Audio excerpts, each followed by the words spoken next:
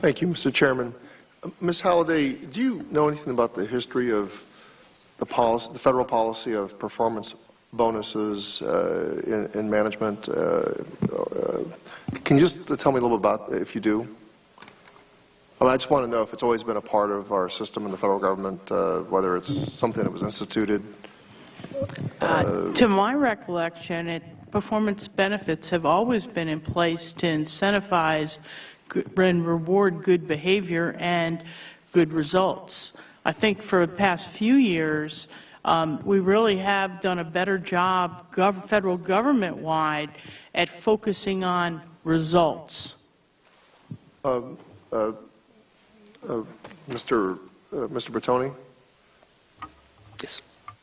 As far as the use of federal performance... I can't speak to the history. I would say it's consistent across executive agencies that performance bonuses are there, and they should be performance-based and they should be results-based. But certainly when you combine the allure of performance bonuses with metrics that drive you in a certain way and drive certain behaviors, that's when it gets perverse, and that's where executive agencies and otherwise have to be careful about the metrics they put in place and the performance bonus that they associate with that. Ms. Halliday, in this new area of looking at the VBA, aside from the scheduling issues we've had in Phoenix, exposed by Phoenix, is there any indication to you that the performance bonuses and the metrics have combined in a similar way, that there were some motivation to game the system for financial gain?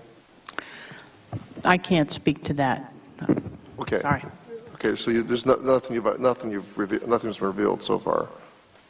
All right. You say that you're targeting in your investigation high-risk disability claims. Can you say more about the high-risk disability claims that you're looking at? Is TBI, you said? During this round of our FY 2014 benefits inspections, we had selected to look at the management of temporary 100% disability evaluations, TBI claims, and the SMC and ancillary type benefits that veterans get for the more seriously disabled issues that they face. Okay. Something arose in the previous panel's discussion about congressional advocacy. When congressional offices call in, it seems to divert attention of the staff, and then the other parts of the backlog get maybe less attention. Do you find that to be sort of corroborated by anything you've looked at? Or, Mr. Bertoni, you can also comment on as well. Go ahead. I can't speak to that issue. We haven't done any work in that area that was outside the scope of what we did. Okay. I'm not 100% sure of exactly what you're asking, but we get a lot of complaints through the OIG hotline, and we are looking at those complaints as to whether they're systemic problems or isolated problems within VBA. Is that what you're asking? Because I think the congressional offices get many of the same calls. I was just listening to the testimony of the previous panel, and one of the complaints was that congressional offices often get attended to, and they have to neglect what they were doing on other claims.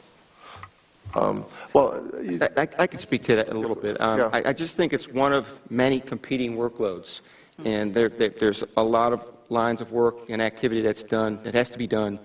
Congressionals get attention. I know that I get the calls from the public. I push it forward to the various committees. So it certainly gets attention from us, and I'm sure it gets attention from VBA when they get those calls. So I'm sure it's a workload it gets attention, and amongst competing workloads, you have to make choices. Ms. Hickey? Congressman, here's what I will say. We have a prioritization for claims. And we have some categories of those claims where when you call us about those, they will absolutely get attention because they are in the priority bucket. you are a Medal of Honor recipient, a former prisoner of war, a homeless veteran, someone who's very seriously injured, ill or injured, someone who, I'm going to miss a few, so please bear with me, but there's a group of listing of people who need our prioritization, and you often call us with people who are in that bucket, or if the claim right now today is 9 months or older. Now, though we have done 99.9% of all the 1- and 2-year claims, we still are working 9-month-old claims, and then we're going on to the next one. But when you call us with an old claim, which typically is when you will hear from a veteran, and we understand that, then we will do it because it is in the priority bucket. If you were to call me for a claim that was just sent in last week that didn't have any of those other priorities on it, you would probably get a letter from us that says, we'll work it when it gets into the right prioritization. Thank you. Mr. Chairman, my time has expired.